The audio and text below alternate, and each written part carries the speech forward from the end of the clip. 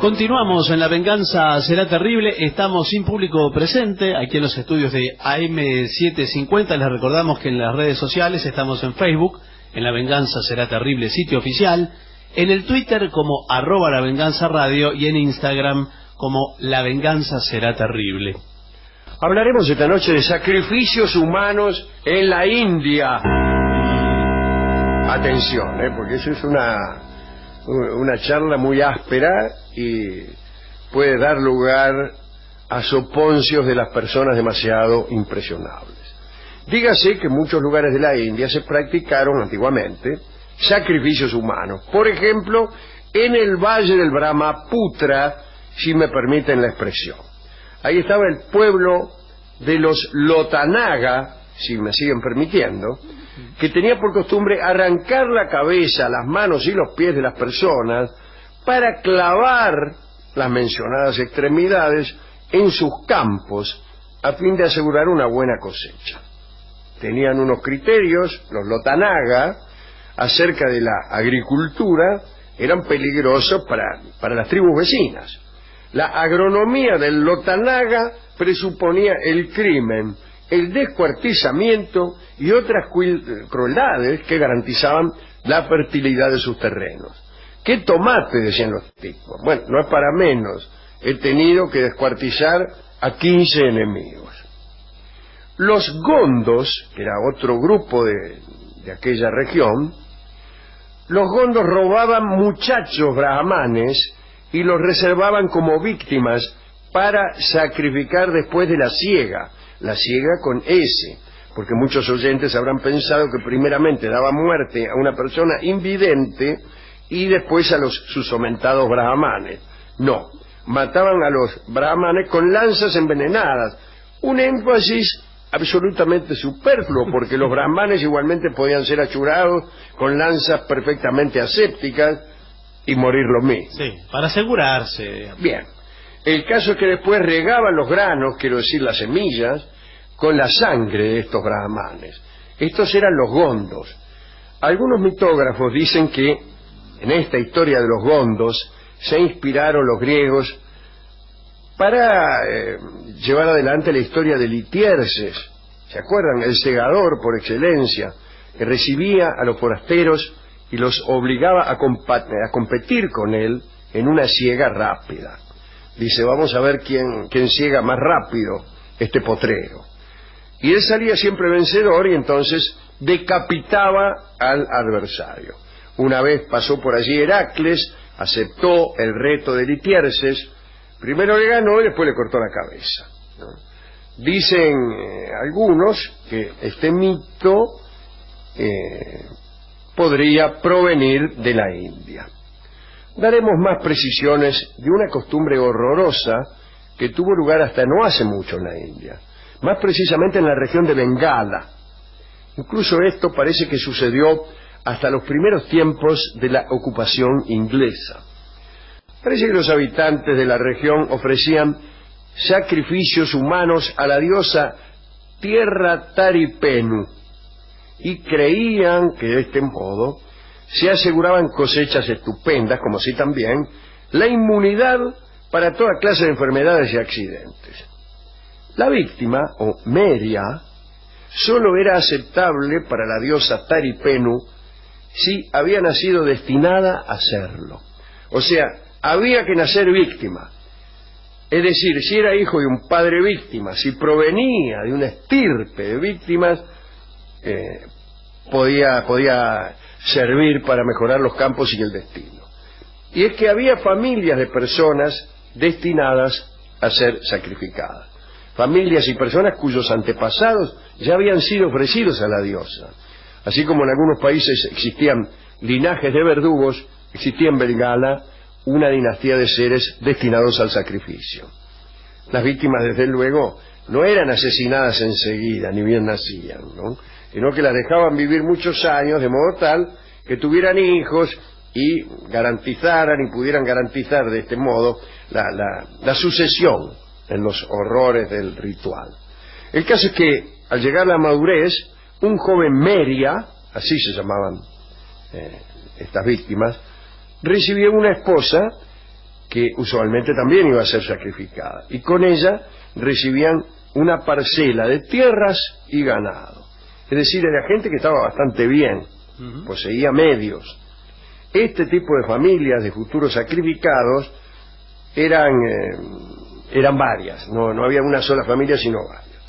Y también había que asegurarse que tuvieran mucha progenie para que pudiera garantizarse, como se ha dicho, la preservación de esa estirpe, para que hubiera suficientes víctimas para cada nueva siembra. Imagínense que se pierde una cosecha por falta de víctimas, ¿no? Bueno, las víctimas eran consideradas seres sagrados, como tantas veces ocurre. Antes del espanto se las trataba con extremo afecto, mezclado de respeto, como también solía ocurrir entre los aztecas. Bueno, eran todos bien recibidos en todas partes, etcétera. El sacrificio se verificaba del siguiente modo: 10 o 12 días antes de hacerse, la víctima era consagrada mediante un corte de pelo que hasta ese momento jamás debía tocarse. No te cortaban el pelo hasta el momento en que faltaban 10 o 12 días para que te amasijaran. Esto se hacía ante la presencia de una muchedumbre, cuyo fin era atestiguar aquel primer paso. Los que asistían a esa ceremonia del corte de pelo se entregaban, según dice aquí el cronista, a varios días de orgía salvaje y obscena lascivia.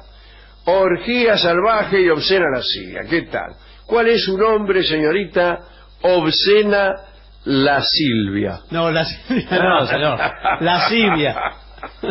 Bueno, y usted se preguntará por qué se entregaban a esos días de orgía salvaje y obscena lascivia. ¿Por qué? Porque les gustaba.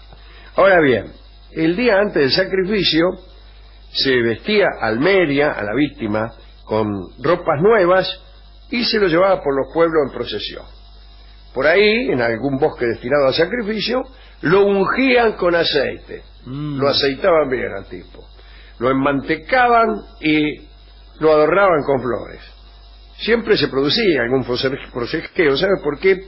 El público quería obtener reliquias de estas personas, porque sospechaban que un pelo o una partícula de la pasta con que había sido ungido, incluso un poco de saliva, todo eso podía tener poderes muy beneficiosos para quienes lo recibían. Y entonces se peleaban para ver quién le arrancaba un pelo, quién se hacía con un botón. Incluso algunos le pedían a las víctimas que los escupieran, porque esto estaba considerado del mejor agüero. Como la víctima no podía ser atada ni mostrar resistencia, a veces, para que estuviera mansito, le rompían los huesos y lo intoxicaban con opio. Y el modo de matar a la víctima variaba. Lo más común era la estrangulación. Un modo espantoso de sacrificio consistía, por ejemplo, en atar a la víctima a la trompa de un elefante de madera que daba vueltas sobre un pivote, y mientras iba girando, la muchedumbre mataba a la víctima con cuchillo. Bueno, una porquería, ¿para qué lo voy a describir? Todos. Los despojos de esta víctima eran utilizados en el sentido que hemos descrito. No se enterraban y se creía que de este modo la tierra era más fértil. Incluso se llevaban a veces pedazos de las víctimas hasta lugares que quedaban a 200 o 300 kilómetros, y los habitantes de las aldeas esperaban la llegada de aquellos despojos. Y había una burocracia para repartírselos que no voy a leer porque es asqueroso realmente. Digamos, para terminar, que el cuerpo del meria, que tenía la virtud directa de hacer crecer las mieses, también tenía la virtud lunar de ganarse la voluntad de la diosa. Entonces no solamente fertilizaban la tierra, sino que al amasijar a uno de estos ñatos, la diosa se ponía contenta y estaba mejor dispuesta a brindarte favores. Bien. La misma virtud, o las mismas virtudes, se atribuían a las lágrimas que lloraban las víctimas, que eran guardadas para fertilizar o para congraciarse con las divinidades. Bueno, podría yo decir que no siempre la práctica de una religión asegura una conducta honrada, civil, beneficiosa, etcétera, ¿no? A veces no es así. A veces los personajes hacen lo que hemos dicho, cortan en pedacitos a la gente para que la tierra prospere. Otras veces cortan en pedacitos a los que no profesan esa creencia, es decir, a los que no creen que cortando en pedacitos a un señor se gana fertilidad, y entonces por no participar de esa opinión, también se los corta en pedacitos y sin siquiera el atenuante de buscar tierra fértil, sino simplemente por una diferencia de opinión. Esto me parece a mí un crimen todavía peor. Si ya es malo matar a alguien para que crezca el pasto, mucho peor es matarlo por no coincidir con nuestra idea acerca de Copérnico.